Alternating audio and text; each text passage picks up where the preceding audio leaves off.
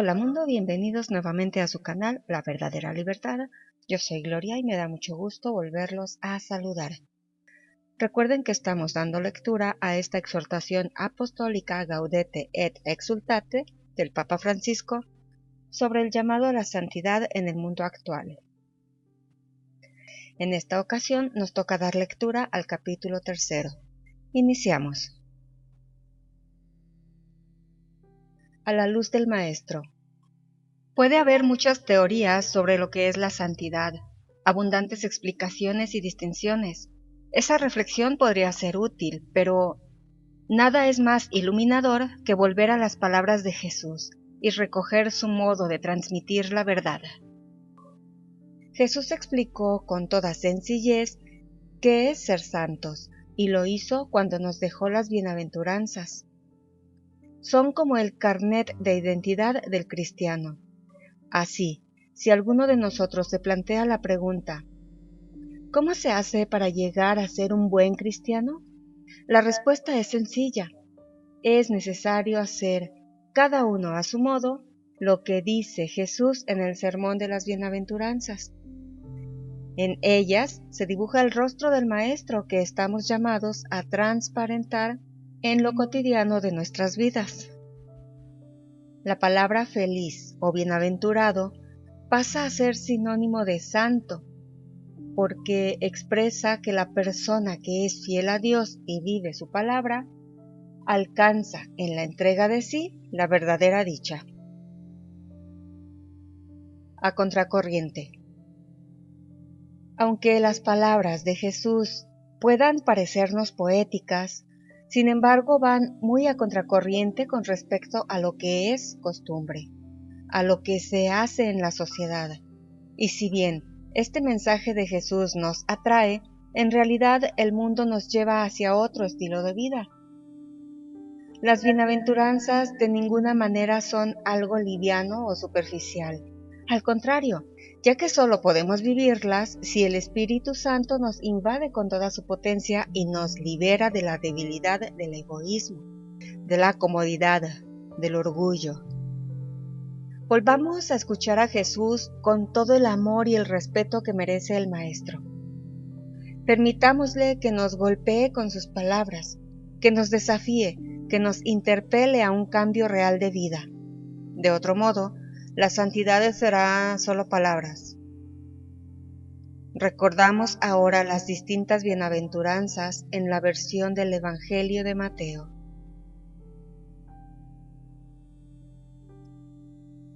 Felices los pobres de espíritu, porque de ellos es el reino de los cielos. El Evangelio nos invita a reconocer la verdad de nuestro corazón para ver dónde colocamos la seguridad de nuestra vida.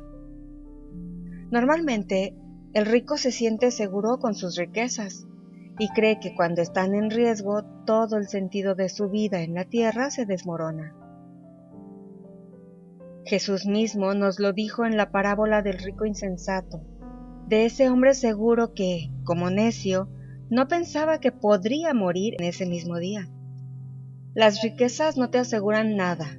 Es más, cuando el corazón se siente rico, está tan satisfecho de sí mismo que no tiene espacio para la palabra de Dios, para amar a los hermanos, ni para gozar de las cosas más grandes de la vida. Así se priva de los mayores bienes. Por eso, Jesús llama felices a los pobres de espíritu, que tienen el corazón pobre, donde puede entrar el Señor con su constante novedad. Esta pobreza de espíritu está muy relacionada con aquella santa indiferencia que proponía San Ignacio de Loyola, en la cual alcanzamos una hermosa libertad interior. Es menester hacernos indiferentes a todas las cosas criadas, en todo lo que es concedido a la libertad de nuestro libre albedrío y no le está prohibido, en tal manera que no queramos de nuestra parte más salud que enfermedad, riqueza que pobreza, honor que deshonor, larga vida que corta, y por consiguiente en todo lo demás. Lucas no habla de una pobreza de espíritu, sino de ser pobres a secas, y así nos invita también a una existencia austera y despojada. De ese modo nos convoca a compartir la vida de los más necesitados, la vida que llevaron los apóstoles y, en definitiva, a configurarnos con Jesús, que siendo rico se hizo pobre. Ser pobre en el corazón, eso es santidad. Felices los mansos, porque heredarán la tierra. Es una expresión fuerte en este mundo que desde el inicio es un lugar de enemistad, donde se riñe por doquier, donde por todos lados hay odio, donde constantemente clasificamos a los demás por sus ideas, por sus costumbres y hasta por su forma de hablar o de vestir. En definitiva, es el reino del orgullo y de la vanidad, donde cada uno se cree con el derecho de alzarse por encima de los otros. Sin embargo, aunque parezca imposible, Jesús propone otro estilo, la mansedumbre. Es lo que él practicaba con sus propios discípulos y lo que contemplamos en su entrada a Jerusalén. Mira a tu rey que viene a ti, humilde, montado en una borrica. Él dijo: Aprended de mí que soy manso y humilde de corazón, y encontraréis descanso para vuestras almas. Si vivimos tensos, engreídos ante los demás, terminamos cansados y agotados. Pero cuando miramos sus límites y defectos con ternura y mansedumbre, sin sentirnos más que ellos, podemos darles una mano y evitamos desgastar energías en lamentos inútiles. Para Santa Teresa de Lisieux, la caridad perfecta consiste en soportar los defectos de los demás, en no escandalizarse de sus debilidades. Pablo menciona la mansedumbre como un fruto del Espíritu Santo. Propone que, si alguna vez nos preocupan las malas acciones del hermano, nos acerquemos a corregirle, pero con espíritu de mansedumbre. Y recuerda, piensa que también tú puedes ser tentado. Aun cuando uno defienda su fe y sus convicciones, debe hacerlo con mansedumbre, y hasta los adversarios deben ser tratados con mansedumbre. En la Iglesia muchas veces nos hemos equivocado por no haber acogido este pedido de la palabra divina. La mansedumbre es otra expresión de la pobreza interior de quien deposita su confianza solo en Dios. De hecho, en la Biblia suele usarse la misma palabra, anahuín, para referirse a los pobres y a los mansos. Alguien podría objetar: si yo soy tan manso, pensarán que soy un necio, que soy tonto o débil. Tal vez sea así, pero dejemos que los demás piensen esto. Es mejor ser siempre mansos y se cumplirán nuestros mayores anhelos. Los mansos poseerán la tierra, es decir, verán cumplidas en sus vidas las promesas de Dios. Porque los mansos, más allá de lo que digan las circunstancias, esperan en el Señor, y los que esperan en el Señor poseerán la tierra y gozarán de inmensa paz. Al mismo tiempo, el Señor confía en ellos. En ese pondré mis ojos, en el humilde y el abatido, que se estremece ante mis palabras. Reaccionar con humilde mansedumbre, esto es santidad. Felices los que lloran, porque ellos serán consolados. El mundo nos propone lo contrario: el entretenimiento, el disfrute, la distracción, la diversión, y nos dice que eso es lo que hace la buena vida. El mundano ignora, mira hacia otra parte cuando hay problemas de enfermedad o de dolor en la familia o a su alrededor. El mundo no quiere llorar, prefiere ignorar las situaciones dolorosas, cubrirlas, esconderlas.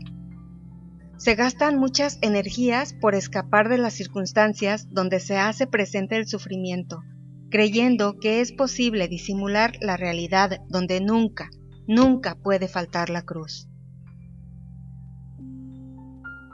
La persona que ve las cosas como son realmente se deja traspasar por el dolor y llora en su corazón. Es capaz de tocar las profundidades de la vida y de ser auténticamente feliz.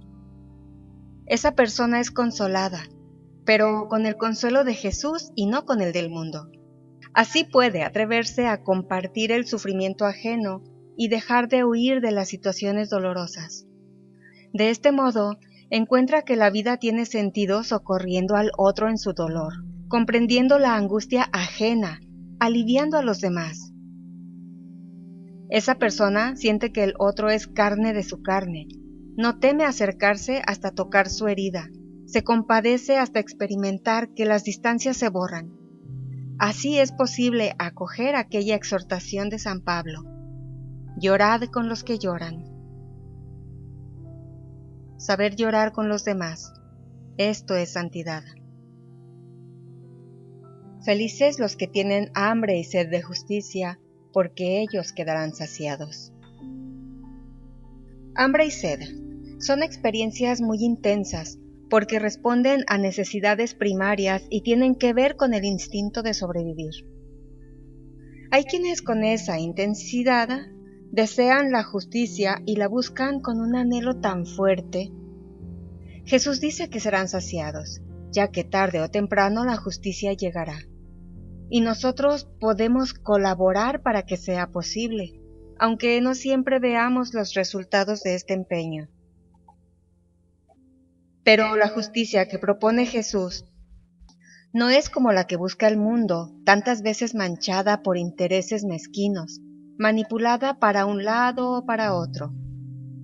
La realidad nos muestra qué fácil es entrar en las pandillas de la corrupción, formar parte de esa política cotidiana del doy para que me den, donde todo es negocio.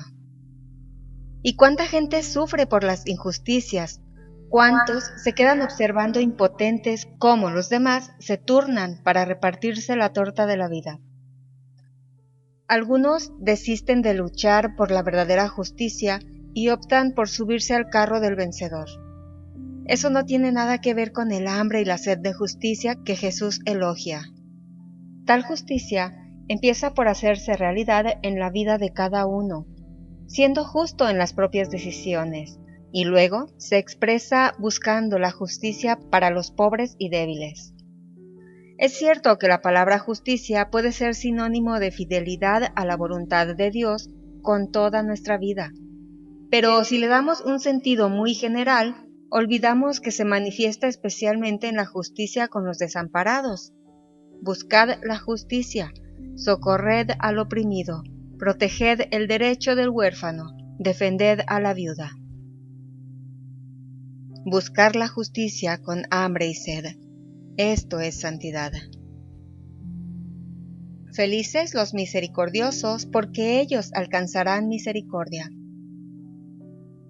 La misericordia tiene dos aspectos: es dar, ayudar, servir a los otros y también perdonar, comprender. Mateo lo resume en una regla de oro: todo lo que queráis que haga la gente con vosotros, hacedlo vosotros con ella. El Catecismo nos recuerda que esta ley se debe aplicar en todos los casos, de manera especial cuando alguien se ve a veces enfrentado con situaciones que hacen el juicio moral menos seguro y la decisión difícil. Dar y perdonar es intentar reproducir en nuestras vidas un pequeño reflejo de la perfección de Dios, que da y perdona sobreabundantemente. Por tal razón, en el Evangelio de Lucas ya no escuchamos el sed perfectos, sino sed misericordiosos, como vuestro Padre es misericordioso. No juzguéis y no seréis juzgados, no condenéis y no seréis condenados. Perdonad y seréis perdonados, dad y se os dará. Y luego Lucas agrega algo que no deberíamos ignorar: con la medida con que midiereis se os medirá a vosotros. La medida que usemos para comprender y perdonar se aplicará a nosotros para perdonarnos. La medida que apliquemos para dar se nos aplicará en el cielo para recompensarnos. No nos conviene olvidarlo. Jesús no dice: felices los que planean venganza, sino que llama felices a aquellos que perdonan y lo hacen 70 veces 7. Es necesario pensar que todos nosotros somos un ejército de perdonados. Todos nosotros hemos sido mirados con compasión divina. si nos acercamos sinceramente al Señor y afinamos el oído, posiblemente escuchemos algunas veces este reproche: ¿no debías tú también tener compasión de tu compañero, como yo tuve compasión de ti? Mirar y actuar con misericordia, esto es santidad. Felices los de corazón limpio, porque ellos verán a Dios. Esta bienaventuranza se refiere a quienes tienen un corazón sencillo, puro, sin suciedad, porque un corazón que sabe amar no deja entrar en su vida algo que atente contra ese amor, algo que lo debilite o lo ponga en riesgo. En la Biblia, el corazón son nuestras intenciones verdaderas, lo que realmente buscamos y deseamos más allá de lo que aparentamos. El hombre mira las apariencias, pero el Señor mira el corazón. Él busca hablarnos en el corazón y allí desea escribir su ley. En definitiva, quiere darnos un corazón nuevo. Lo que más hay que cuidar es el corazón. Nada manchado por la falsedad tiene un valor real para el Señor. Él huye de la falsedad, se aleja de los pensamientos vacíos.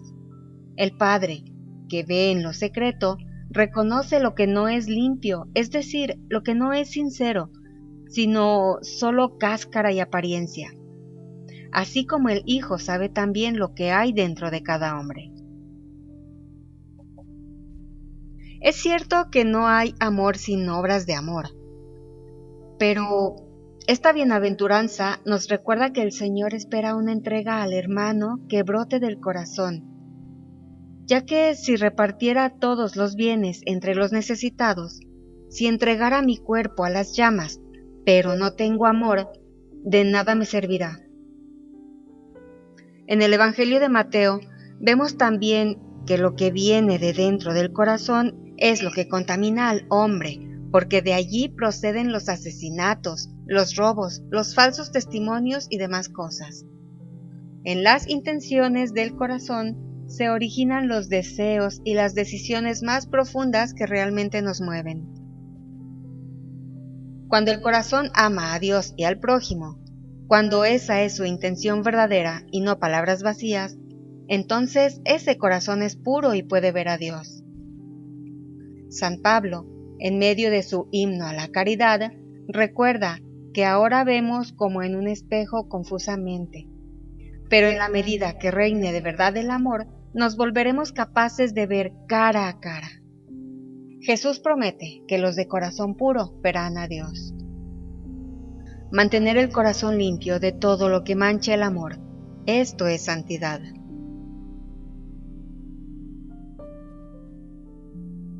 Felices los que trabajan por la paz, porque ellos serán llamados hijos de Dios. Esta bienaventuranza nos hace pensar en las numerosas situaciones de guerra que se repiten. Para nosotros es muy común ser agentes de enfrentamientos o al menos de malentendidos. Por ejemplo, cuando escucho algo de alguien y voy a otro y se lo digo. O incluso hago una segunda versión un poco más amplia y la difundo. Y si logro hacer más daño, parece que me provoca mayor satisfacción. El mundo de las habladurías, hecho por gente que se dedica a criticar y a destruir, no construye la paz. Esa gente más bien es enemiga de la paz y de ningún modo bienaventurada. Los pacíficos son fuente de paz, construyen paz y amistad social. A esos que se ocupan de sembrar paz en todas partes, Jesús les hace una promesa hermosa. Ellos serán llamados hijos de Dios. Él pedía a los discípulos que cuando llegaran a un hogar dijeran: paz a esta casa. La palabra de Dios exhorta a cada creyente para que busque la paz junto con todos, porque el fruto de la justicia se siembra en la paz para quienes trabajan por la paz. Y si en alguna ocasión en nuestra comunidad tenemos dudas acerca de lo que hay que hacer, procuremos lo que favorece la paz, porque la unidad es superior al conflicto. No es fácil construir esta paz evangélica que no excluye a nadie, sino que integra también a los que son algo extraños, a las personas difíciles y complicadas, a los que reclaman atención, a los que son diferentes, a quienes están muy golpeados por la vida, a los que tienen otros intereses. Es duro y requiere una gran amplitud de mente y de corazón, ya que no se trata de un conceso de escritorio o una efímera paz para una minoría feliz, ni un proyecto de unos pocos para unos pocos. Tampoco pretende ignorar o disimular los conflictos, sino aceptar sufrir el conflicto, resolverlo y transformarlo en el eslabón de un nuevo proceso. Se trata de ser artesanos de la paz, porque construir la paz es un arte que requiere serenidad, creatividad, sensibilidad y destreza. Sembrar paz a nuestro alrededor. Esto es santidad. Felices los perseguidos por causa de la justicia, porque de ellos es el reino de los cielos. Jesús mismo remarca que este camino va a contracorriente hasta el punto de convertirnos en seres que cuestionan a la sociedad con su vida, personas que molestan. Jesús recuerda cuánta gente es perseguida y ha sido perseguida sencillamente por haber luchado por la justicia, por haber vivido sus compromisos con Dios y con los demás. Si no queremos sumergirnos en una oscura mediocridad, no pretendamos una vida cómoda, porque quien quiera salvar su vida la perderá. No se puede esperar para vivir el Evangelio que todo a nuestro alrededor sea favorable, porque muchas veces las ambiciones del poder y los intereses mundanos juegan en contra nuestra. San Juan Pablo II decía que está alienada una sociedad que, en sus formas de organización social, de producción y consumo, hace más difícil la realización de esta donación de sí y la formación de esa solidaridad interhumana. En una sociedad así, alienada, atrapada en una trama política, mediática, económica, cultural e incluso religiosa que impide un auténtico desarrollo humano y social, se vuelve difícil vivir las bienaventuranzas, llegando incluso a ser algo mal visto, sospechado, ridiculizado. La cruz, sobre todo los cansancios y los dolores que soportamos para vivir el mandamiento del amor y el camino de la justicia, es fuente de maduración y de santificación. Recordemos que cuando el Nuevo Testamento habla de los sufrimientos que hay que soportar por el Evangelio, se refiere precisamente a las persecuciones. Pero hablemos de las persecuciones inevitables, no de las que podemos ocasionarnos nosotros mismos con un modo equivocado de tratar a los demás. Un santo no es alguien raro, lejano, que se vuelva insoportable por su vanidad, su negatividad y sus resentimientos. No eran así los apóstoles de Cristo. El libro de los Hechos cuenta insistentemente que ellos gozaban de la simpatía de todo el pueblo, mientras algunas autoridades los acosaban y perseguían. Las persecuciones no son una realidad del pasado, porque hoy también las sufrimos, sea de manera cruenta, como tantos mártires contemporáneos, o de un modo más sutil, a través de las calumnias y falsedades. Jesús dice que habrá felicidad cuando os calumnien de cualquier modo por mi causa. Otras veces se trata de burlas que intentan desfigurar nuestra fe y hacernos pasar como seres ridículos. Aceptar cada día el camino del Evangelio, aunque nos traiga problemas, esto es santidad. El gran protocolo. En el capítulo 25 del Evangelio de Mateo, Jesús vuelve a detenerse en una de estas bienaventuranzas, la que declara felices a los misericordiosos.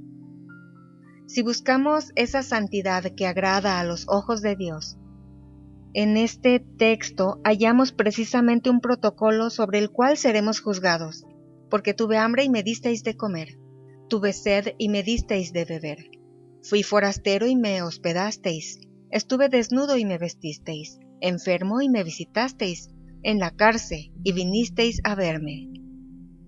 Por fidelidad al Maestro. Por lo tanto, ser santos no significa blanquear los ojos en un supuesto éxtasis. Decía San Juan Pablo II que si verdaderamente hemos partido de la contemplación de Cristo, tenemos que saberlo descubrir sobre todo en el rostro de aquellos con los que Él mismo ha querido identificarse. El texto de Mateo, capítulo 25, versículos 35 y 36, no es una simple invitación a la caridad. Es una página de cristología que ilumina el misterio de Cristo.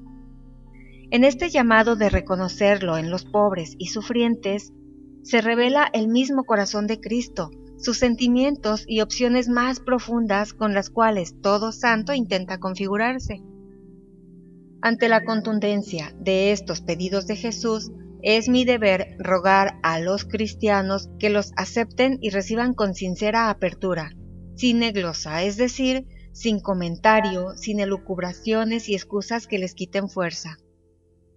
El Señor nos dejó bien claro que la santidad no puede entenderse ni vivirse al margen de estas exigencias suyas, porque la misericordia es el corazón palpitante del Evangelio.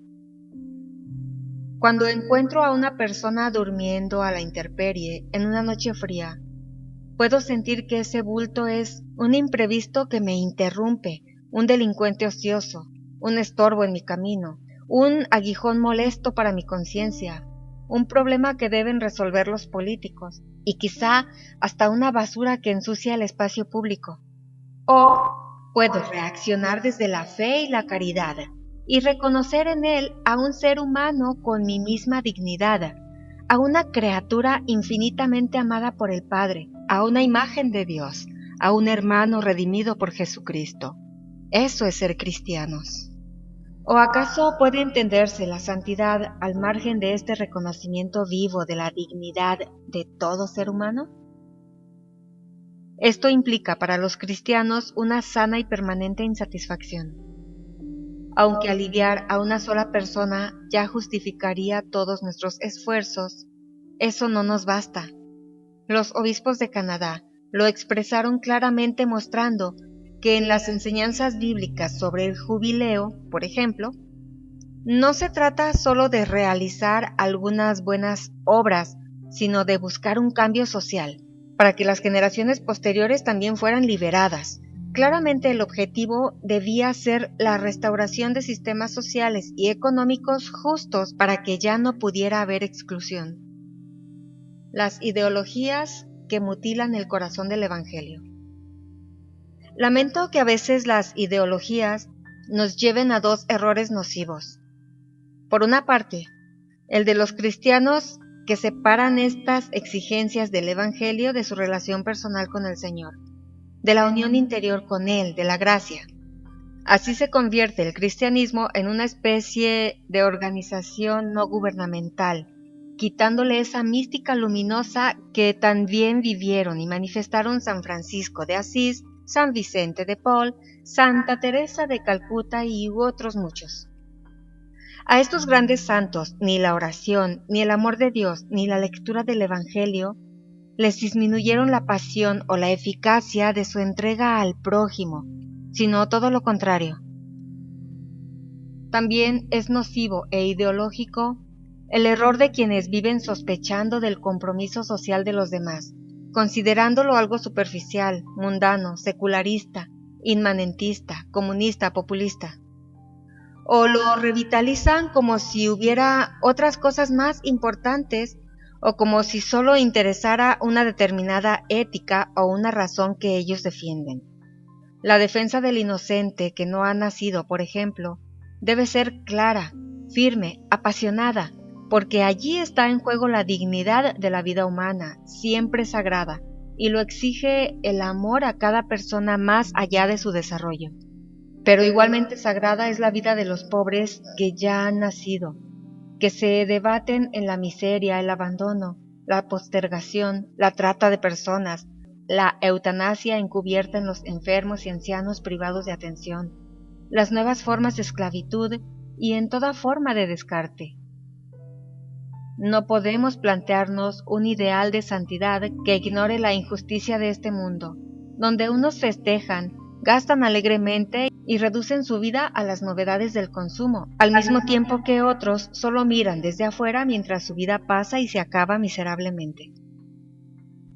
Suele escucharse que, frente al relativismo y a los límites del mundo actual, sería un asunto menor la situación de los migrantes, por ejemplo. Algunos católicos afirman que es un tema secundario al lado de los temas serios de la bioética. Que diga algo así un político preocupado por sus éxitos se puede comprender, pero no un cristiano, a quien solo le cabe la actitud de ponerse en los zapatos de ese hermano que arriesga su vida para dar un futuro a sus hijos. Podemos reconocer que es precisamente eso lo que nos reclama Jesucristo cuando nos dice que a Él mismo lo recibimos en cada forastero.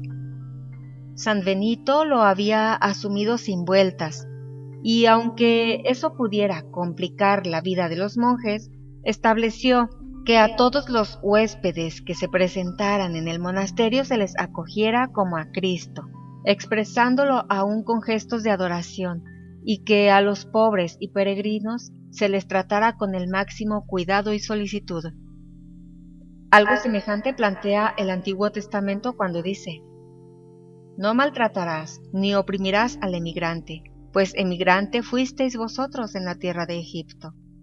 Si un emigrante reside con vosotros en vuestro país, no lo oprimiréis.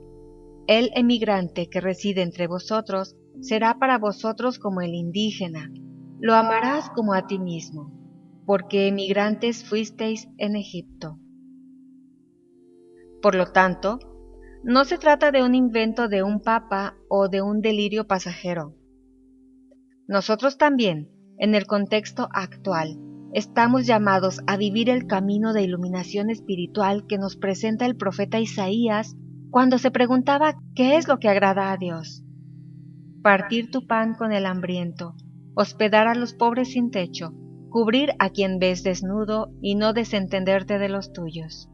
Entonces surgirá tu luz como la aurora. El culto que más agrada. Podríamos pensar que damos gloria a Dios solo con el culto y la oración, o únicamente cumpliendo algunas normas éticas. Es verdad que el primado es la relación con Dios, y olvidamos que el criterio para evaluar nuestra vida es ante todo lo que hicimos con los demás. La oración es preciosa si alimenta una entrega cotidiana de amor. Nuestro culto agrada a Dios cuando allí llevamos los intentos de vivir con generosidad y cuando dejamos que el don de Dios que recibimos en Él se manifieste en la entrega a los hermanos. Por la misma razón, el mejor modo de discernir si nuestro camino de oración es auténtico será mirar en qué medida nuestra vida se va transformando a la luz de la misericordia. Porque la misericordia no es solo el obrar del Padre, sino que ella se convierte en el criterio para saber quiénes son realmente sus verdaderos hijos. Ella es la viga maestra que sostiene la vida de la Iglesia.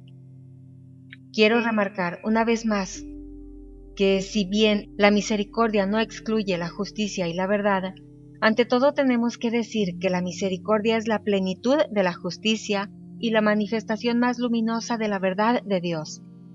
Ella es la llave del cielo. No puedo dejar de recordar aquella pregunta que se hacía Santo Tomás de Aquino cuando se planteaba cuáles son nuestras acciones más grandes, cuáles son las obras externas que mejor manifiestan nuestro amor a Dios. Él respondió sin dudar que son las obras de misericordia con el prójimo, más que los actos de culto. No adoramos a Dios con sacrificios y dones exteriores por Él mismo, sino por nosotros y por el prójimo. Él no necesita nuestros sacrificios, pero quiere que se los ofrezcamos por nuestra devoción y para la utilidad del prójimo. Por eso, la misericordia, que socorre los defectos ajenos, es el sacrificio que más le agrada, ya que causa más de cerca la utilidad del prójimo. Quien de verdad quiera dar gloria a Dios con su vida, quien realmente anhele santificarse para que su existencia glorifique al Santo, está llamado a obsesionarse, desgastarse y cansarse intentando vivir las obras de misericordia. Es lo que había comprendido muy bien Santa Teresa de Calcuta. Sí, tengo muchas debilidades humanas, muchas miserias humanas, pero Él baja y nos usa, a usted y a mí, para hacer su amor y su compasión en el mundo, a pesar de nuestros pecados y a pesar de nuestras miserias y defectos. Él depende de nosotros para amar al mundo y demostrarle lo mucho que lo ama. Si nos ocupamos demasiado de nosotros mismos, no nos quedará tiempo para los demás. El consumismo hedonista puede jugarnos una mala pasada, porque en la obsesión por pasarla bien, terminamos excesivamente concentrados en nosotros mismos, en nuestros derechos y en esa desesperación por tener tiempo libre para disfrutar. Será difícil que nos ocupemos y dediquemos energías a dar una mano a los que están mal si no cultivamos una cierta austeridad.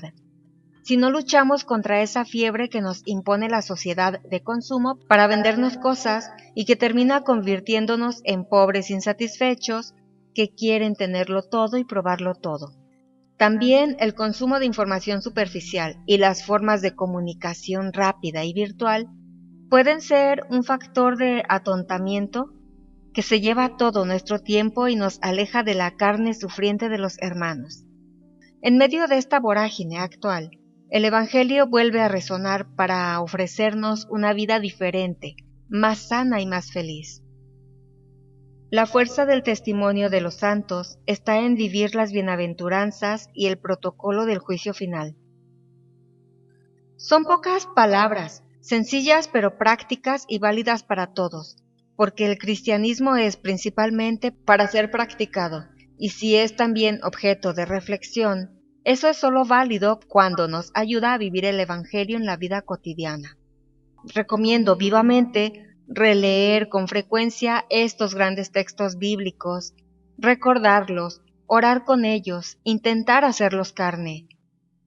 Nos harán bien, nos harán genuinamente felices. Aquí termina la lectura del capítulo 3 de la exhortación apostólica Gaudete et Exsultate. No te pierdas el siguiente video con la lectura del 4º capítulo. Muchas gracias por acompañarme y hasta la próxima.